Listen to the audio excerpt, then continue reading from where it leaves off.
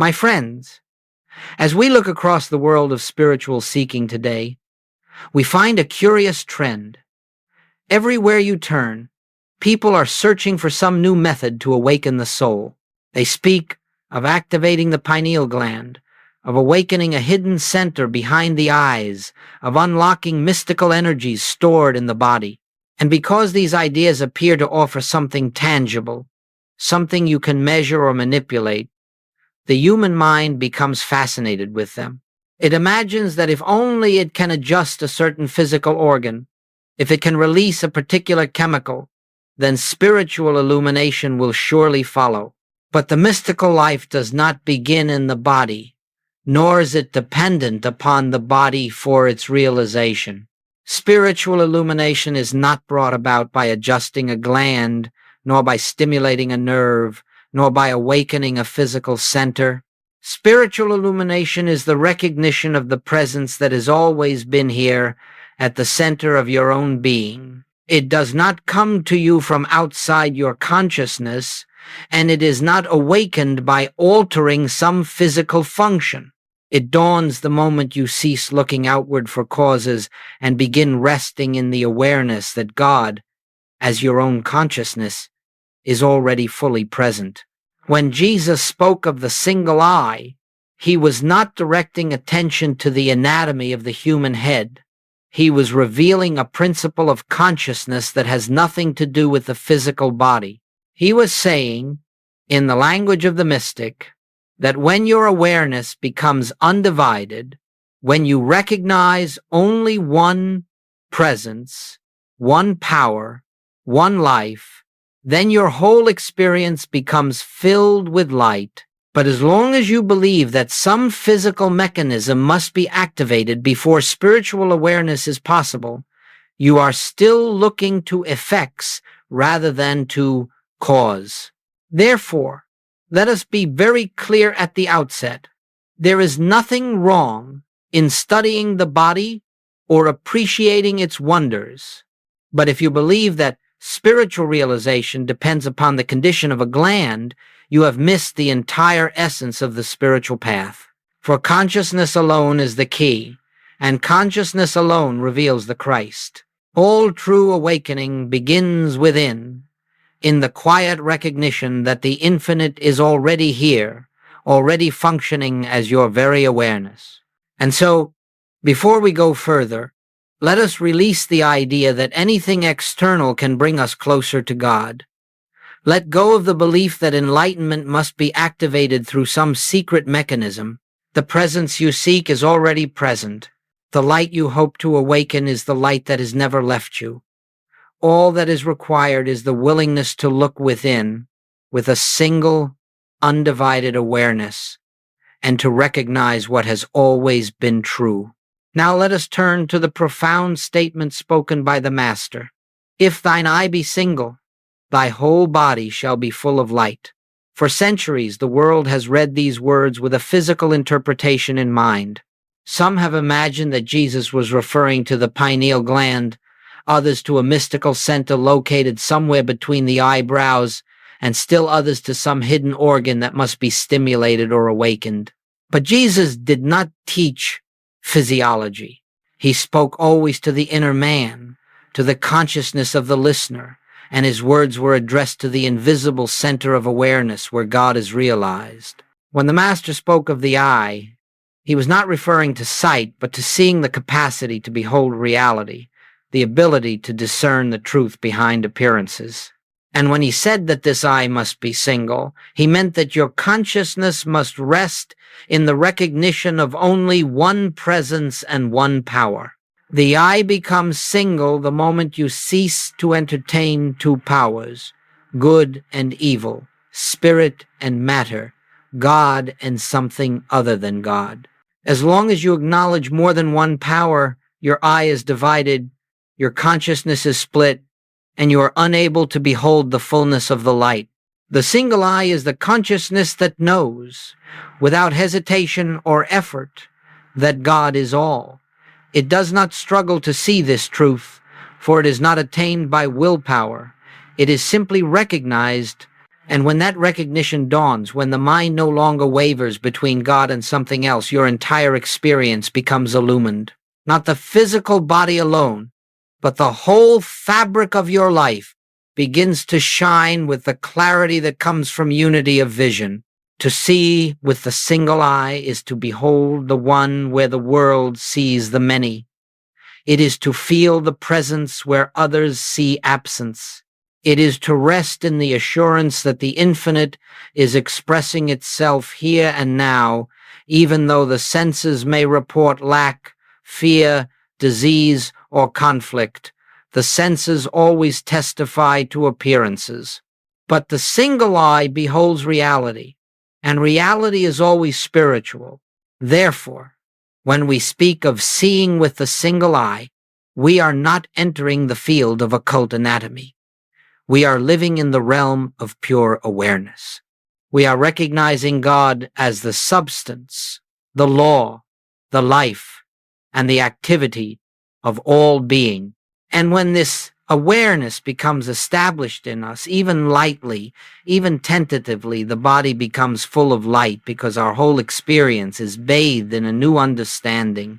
The world may not notice a sudden change, but in our consciousness, something has shifted. The veil of duality has begun to dissolve. So let us approach this teaching with the humility and openness of the seeker who is willing to lay aside all preconceived notions. Do not try to force the meaning into the language of glands and centers. Hear it as the mystic hears it, as a call to recognize one presence alone. For that recognition is the single eye, and through it the light reveals itself. Let us look honestly for a moment at why the human mind is so drawn to physical explanations of spiritual awakening. It is because the mind, living as it does in a world of appearances, feels comfortable with what it can touch, measure, and analyze. If it can point to a gland, or to a center in the body, or to some mechanism hidden within the brain, then it believes it has discovered something solid, something dependable, something that can be manipulated to produce a desired outcome. The human mind is always seeking control, and physical explanations offer the illusion of control. But spiritual realization is not born of control. It is born of surrender. And surrender is the very thing the human mind fears. It would much rather adjust a gland than relinquish its belief in two powers. It would much rather stimulate the body than release its reliance upon the senses. It would rather adopt a technique, a method, a process, anything that promises transformation without requiring the mind to relinquish its own authority. You see, the human mind is uncomfortable with the simplicity of truth. It is not satisfied with recognizing that God is the only presence. It insists upon a system. It wants a map. It wants steps. It wants something to do, something to fix, something to activate. And so it grasps for the physical. It says, if only I can awaken this center, then illumination will follow. But all the while, illumination is already present. It is not waiting for a physical change. It is waiting for the mind to become still, to become transparent enough for the light to shine through. Joel Goldsmith taught us that the body does not lead consciousness. It is led by consciousness. If the body were capable of producing spiritual awareness, then every healthy person would be enlightened and every mystic would have a perfect physical structure. But we know from experience that this is not so. Some of the profoundest seers have lived in frail bodies, just as some of the healthiest individuals have never glimpsed the spiritual life. Therefore, the cause cannot be found in the body. It must be found in consciousness.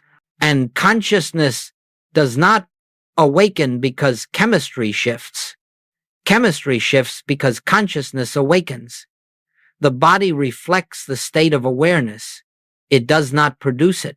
Trying to reach God by adjusting the body is like trying to reach the sun by polishing the window.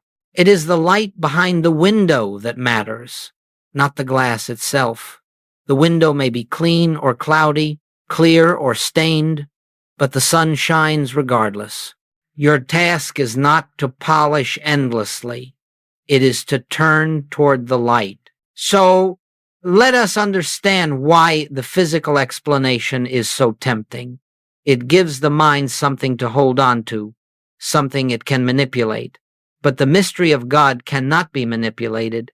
It can only be recognized. It can only be surrendered to. It can only be realized by the quiet awareness that says, here, where I am, God is. And in that recognition, the need for physical mechanisms fades away, and the truth of being stands revealed.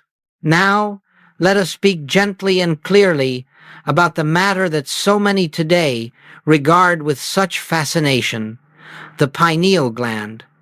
Across cultures and centuries, this small organ has been surrounded by layers of symbolism. Ancient mystics, philosophers, and poets have pointed to it as a metaphor for inner sight, the seat of the soul, the hidden lamp of awareness. And it is natural for the human mind to become intrigued by such symbols. They appear mysterious, and whatever is mysterious seems spiritual to the intellect. But, my friends, a symbol is never the reality.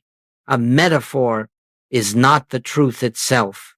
And when symbolism is mistaken for substance, the seeker becomes lost in forms instead of resting in the formless presence that transcends all forms. The pineal gland is a part of the physical organism. It fulfills bodily functions. It participates in the rhythms of the human structure. But it does not reveal God, nor does it obstruct God. It neither awakens Christ consciousness nor prevents it. It is simply another appearance within the grand tapestry of the body. Yet it remains profoundly useful as a symbol, for it directs the attention inward. It reminds the seeker that spiritual sight is not outward vision but inward recognition. It points not to an organ, but to the fact that true seeing does not depend upon the eyes. The mystics spoke of this gland because they needed an image, a picture, a way to indicate that there exists a mode of perception beyond the senses, a seeing that is not done with the eyes, but with the awareness itself. If you hold the pineal gland as a symbol, it can be helpful. It can remind you to turn within, to become still, to look beyond appearances. But if you hold it as a cause, a mechanism, or a doorway to enlightenment, then you have missed the entire meaning. No physical structure can open the way to God. No organ can limit the infinite. No biological process can usher in spiritual realization. The function of the body is to serve the experience of human life, but the function of the soul is to reveal the presence of God, and no part of the body can govern the soul. Joel Goldsmith always cautioned us not to confuse the symbol with the reality. He did not deny the beauty of symbols, nor did he criticize their use, but he gently guided us beyond them. He reminded us that the Christ is an activity of consciousness, not a function of the brain. He invited us to realize that spiritual illumination is the dawning of awareness, not the stimulation of tissue. Therefore, we honor the pineal gland for what it represents, and we release it from the burden of producing spiritual awakening. Let it be a symbol of inner sight, but not the source of it. Let it be a reminder of the invisible reality, but not the path to it. Let it stand as a pointer to the truth that the light you seek does not arise from the body, but shines through the body from the eternal presence already within your consciousness. Let us now look directly at what Joel Goldsmith understood the single-eyed to be, not as a poetic idea, nor as a mystical symbol, but as an actual state of consciousness that transforms one's entire experience of life. For Goldsmith, the single eye was nothing less than the recognition of one presence, a consciousness that sees only God, knows only God, rests only in God, not as a comforting belief, not as a philosophy to repeat, but as a living awareness that there is no power apart from God, no life apart from God, no law apart from God, and no existence outside the infinite that is expressing itself as all. This single eye is the end of duality. It is the end of a universe in which God and something else appear to be competing powers. It is the end of believing that spirit is on one side and matter on the other. It is the end of imagining that good is sometimes present and sometimes absent. When the eye is single, you see that all life is one life, all power is one power, all being is one being. You see that what the senses report is never the truth of God's creation, but only the outward appearance through which the mind interprets its own beliefs. In the light of the single eye, the world begins to take on a new aspect, not because the world has changed, but because your seeing has changed. You begin to look at disease and feel no fear, because you no longer accept a second power operating in opposition to life. You look at lack and feel no anxiety, because you no longer believe there is a force capable of withholding supply from the infinite. You look at conflict and feel no hostility, because you no longer imagine that anything can oppose the nature of love. You look at death itself and feel no separation, because you know that life is infinite and indivisible. This does not mean that the appearances instantly vanish, but their hold upon your consciousness dissolves. Their ability to disturb, frighten, or compel you dissolves. Their sense of reality dissolves, for you are no longer beholding appearances through a divided mind, but through the single awareness that knows only God. This is the meaning of being full of light. It is not that everything suddenly becomes easy or perfect. It is that your consciousness becomes illumined, and in that illumination, appearances lose their power. To live with a single eye is not to deny the world, nor to turn away from its problems, nor to insist upon some human perfection. It is simply to see through the world, to behold its spiritual reality behind its changing forms. It is to look at every person and recognize the same Christ that is the essence of your own being. It is to meet every condition with the quiet assurance that the presence which is infinite is already here. It is to rest in the recognition that nothing needs to be added, removed, fixed, cured, improved, or activated. God is the allness of this moment, and the single eye beholds that allness wherever it looks. And so, when Goldsmith spoke of the single eye, he did not speak of an effort, nor of a discipline, nor of a practice to attain something.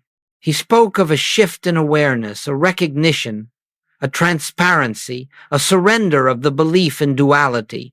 He spoke of a way of seeing that requires no strain because it is the natural seeing of the soul when the mind is quiet enough to let truth reveal itself. The single eye is not an organ. It is not asleep or awakened. It is not located in the skull. It is the stillness of consciousness resting in the awareness of one presence. And to the degree that you live in that awareness, even for a moment, your whole being becomes filled with the light of spiritual recognition. Now we come to a point that must be understood if the spiritual path is to unfold naturally and without confusion. Spiritual awakening does not depend upon the condition of the body. It is not determined by the chemistry of the brain, nor by the activity of an organ, nor by the functioning of any physical structure. Awakening is the revelation of what already is. It is not produced by anything that happens in time, space, or matter. The body belongs to the realm of effect, not cause. It reflects the state of consciousness. It does not generate it. And so long as you believe that spiritual realization is dependent upon physical change, you will be attempting to correct effects while ignoring the cause behind them. You will be treating the shadow instead of turning toward the light that casts it. Joel Goldsmith spoke of this often. He reminded us that the body, with all its wonder and complexity, is still only an instrument. It is the form through which consciousness appears, but it is not the source of that consciousness. Just as the radio does not produce the music but simply receives it, the body does not produce life, spirit, or awareness. It is the means through which the infinite expresses itself in visible form. If we were to base our spiritual development upon the body, we would quickly fall into contradiction. There have been mystics who lived in fragile, sickly bodies, but were radiant with divine illumination. There have been others with strong, healthy bodies who never sensed the presence within themselves. There have been men and women who experienced profound realization in the midst of physical discomfort, and others who remained spiritually asleep even when the body was vigorous. Clearly, then, the body cannot be the determining factor.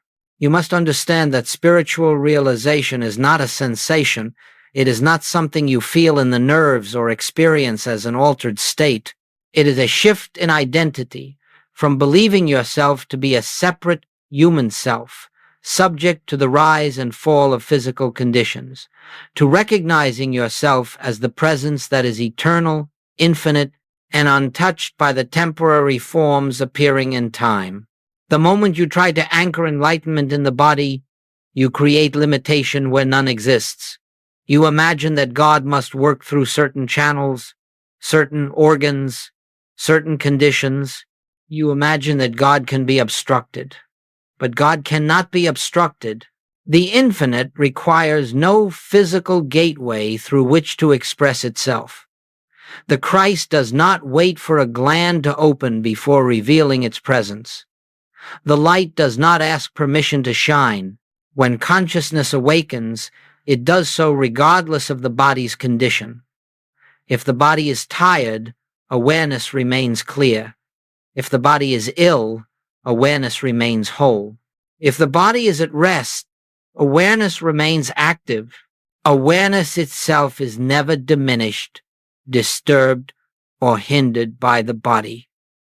And the realization of this is the beginning of freedom. For the moment you understand that the body is not the path to God, you stop struggling with it. You stop attempting to spiritualize matter. You stop looking for signs in the flesh. You stop seeking in the finite what can only be found in the infinite. And as you release the body from the burden of producing spiritual experience, you become available to the quiet recognition that God is already here as your own consciousness in this very moment, complete and entire. This recognition is the essence of awakening. It is not a process the body undergoes. It is a realization the soul receives. And when that realization dawns, you discover that the body, far from being the obstacle you once imagined, simply becomes a vessel through which the harmony of spirit may radiate. Now that we have spoken of the nature of the single eye, let us consider how this spiritual vision becomes a living, practical experience. For the truth must be embodied. It must be lived. It must be recognized in the midst of daily activity, not as an effort, not as a discipline imposed upon the mind, but as a gentle, continuous turning toward the presence that is always here. The first practice, if we may call it a practice, is what Joel Goldsmith referred to as the practice of the presence. This is not a meditation technique. It is not concentration. It is not the repetition of words. It is simply the quiet, natural pause in which you remember God is here. Not somewhere else, not later on, not when you have purified yourself or adjusted your thoughts, but here in this moment, as your very awareness. For a few seconds, perhaps no more than a breath, you acknowledge the invisible as the reality of this moment, and then you return to whatever you were doing. These moments, repeated throughout the day, gradually dissolve the belief in separation and establish the sense of unity that is the single I. The second practice is the impersonalization of appearances. When a problem arises, whether as sickness, lack, fear, or discord, the human mind immediately interprets it as personal. This is happening to me. This is my condition. This is my failure. But Goldsmith taught us to step back from this reaction. He reminded us that these conditions are not personal. They are universal beliefs appearing in individual experience. They are suggestions of a world that sees two powers, and the moment you refuse to accept them as personal, you loosen their hold upon your consciousness. You do not deny the appearance, but you deny that it has truth in God. You deny that it has authority over your being. You deny that it defines your identity. The third practice is the practice of silent recognition. In times of quiet, you rest in the awareness that I am. Not I am this or I am that. Simply I am. You do not attempt to change anything. You do not seek to create spiritual experiences. You do not strive for visions or sensations. You rest. And in this resting, the mind becomes transparent and the light that is always shining becomes perceptible to your consciousness. This is the simplest of all practices, yet it is the doorway to every deeper realization. The fourth practice is the return to oneness, again and again, regardless of the conditions that confront you. If fear arises, do not fight the fear. Recognize that fear is simply a suggestion of a second power. If doubt appears, do not resist the doubt. Recognize that doubt is only the echo of a mind that believes itself separate. If turmoil surrounds you, do not attempt to control the turmoil. Recognize that the presence within you is not touched by outer conditions. And in that recognition, you become still. This stillness is the single I. This stillness is the awareness through which God reveals itself. These practices are not steps to perform, nor techniques to master. They are gentle movements of awareness. They are ways of returning again and again to the truth that there is only one life unfolding itself, and that this life is your own being. When practiced with sincerity, not intensity, not force, but sincerity, they gradually dissolve the layers of separation that have obscured the vision of oneness. And so the single I is not attained through effort, but through relaxation, not through searching, but through finding, not through activity, but through resting. It is the natural state of consciousness when the mind no longer clings to the belief in two powers. And as this awareness becomes familiar, you discover that the presence is nearer than your breath, nearer than your thoughts, nearer than your emotions. It is the very essence of your being. As you live more consistently in the awareness of one presence, a quiet and profound transformation begins to unfold within you. It does not come with fanfare, nor does it announce itself with dramatic sensations. It appears gently, almost imperceptibly at first, like dawn rising behind the horizon long before the sun is visible.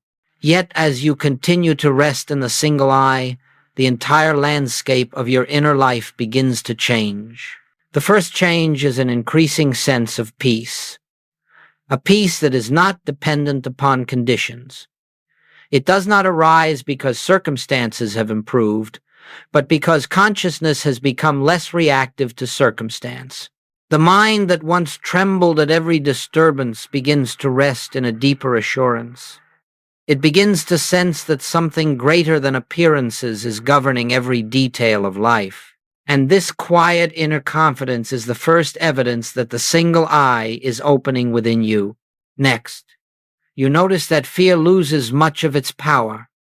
Fear may still arise from time to time, but it no longer defines you. You begin to see fear for what it is, a suggestion, not a reality, a passing shadow, not a presence. And because you no longer identify with it, it subsides more quickly. You find yourself standing in the midst of situations that would once have overwhelmed you, and you remain calm. Not because you have forced yourself to be calm, but because the consciousness that knows only one presence simply cannot be shaken by the appearance of a second. Then you begin to observe improvements in outward conditions, not because you have tried to change them, but because your consciousness has changed. Health difficulties may ease, not as miracles to celebrate, but as natural consequences of harmony being recognized within you. Supply may flow more freely, not because you have affirmed abundance, but because you are no longer living in the belief that supply comes from outside yourself. Relationships may soften and become more cooperative, not because you have tried to manage others, but because you now meet each person with the awareness of their true identity rather than with judgment or fear. There is also a deepening sense of clarity, a clarity that does not come from thinking but from seeing. Problems that once confused you now reveal their unreal nature. Decisions that once seemed difficult now unfold naturally without anxious analysis. The right action becomes apparent without strain because it arises not from human reasoning but from the quiet intelligence of the presence expressing itself through you. As this inner transformation continues, you may notice that outer disturbances affect you less and less. The news of the world does not draw you into despair. The behavior of others does not provoke you as it once did. Even your own thoughts lose their authority. You begin to recognize that thoughts are not you. They are only movements within consciousness, and this recognition frees you from the tyranny of mental activity. Eventually, you will find that you have become, in a small but unmistakable way, a healing presence. Not because you attempt to heal, but because the consciousness that sees only God radiates a quiet influence wherever it is. People may feel calmer in your presence without understanding why. Confusion may dissolve simply because the clarity within you makes confusion impossible.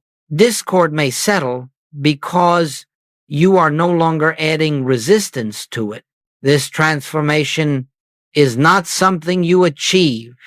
It is something that reveals itself naturally when you stop believing in two powers.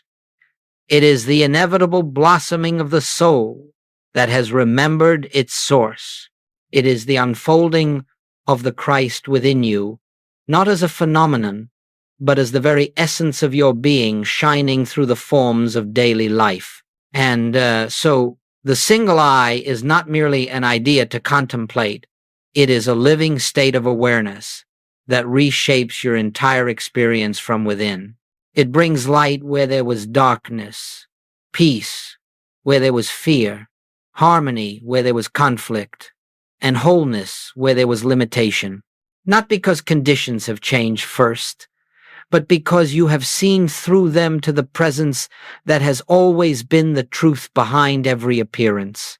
As we bring our time together to a close, let us gently return to the one truth that has been at the center of every word spoken. There is only one presence, one power, one life, one consciousness, and that one is expressing itself as you. Everything we have explored, whether the symbolism of the pineal gland, the meaning of the single eye, the practice of the presence, or the quiet transformation that unfolds, is simply a way of pointing you back to this eternal fact. There is no gateway you must open. There is no spiritual mechanism you must activate. There is no inner structure you must awaken. The activity of God is already taking place as your own being. Your role is not to make anything happen. Your role is to recognize what is already true. The mind wants procedures, steps, techniques, diagrams, and secrets. But Spirit offers nothing of the kind. Spirit says only this: be still and know that I am God. Not far away, not above, not beyond, but here, as the very awareness that hears these words. And in this recognition, you become free. Not free from the world, but free from the belief that the world has power over you. Not free from the body, but free from the belief that the body determines your spiritual state. Not free from appearances, but free from the belief that appearances reveal reality. This is the freedom of the sons and daughters of God. The freedom that comes when the single eye has replaced the divided mind, and you can look upon all things and behold one presence, one life, one source, shining through every form. Do not try to hold on to this truth. Simply rest in it. Let it be. Let it reveal itself whenever the mind grows quiet enough to receive it. If in this moment you have glimpsed even a hint of the light that is within you, trust it. If something within you has stirred, allow it. If peace has touched you, even for a breath, let that trace of peace be enough. It will grow of its own accord, without your effort, because the Christ within you is always seeking expression. And so, as you return to the activities of your day, do not leave this awareness behind. Carry it gently, without strain. Remember, even for a second at a time, I and the Father are one. Let this recognition do its own work in you, for the eye of your being is the light of this world, and nothing can add to it, and nothing can take it away.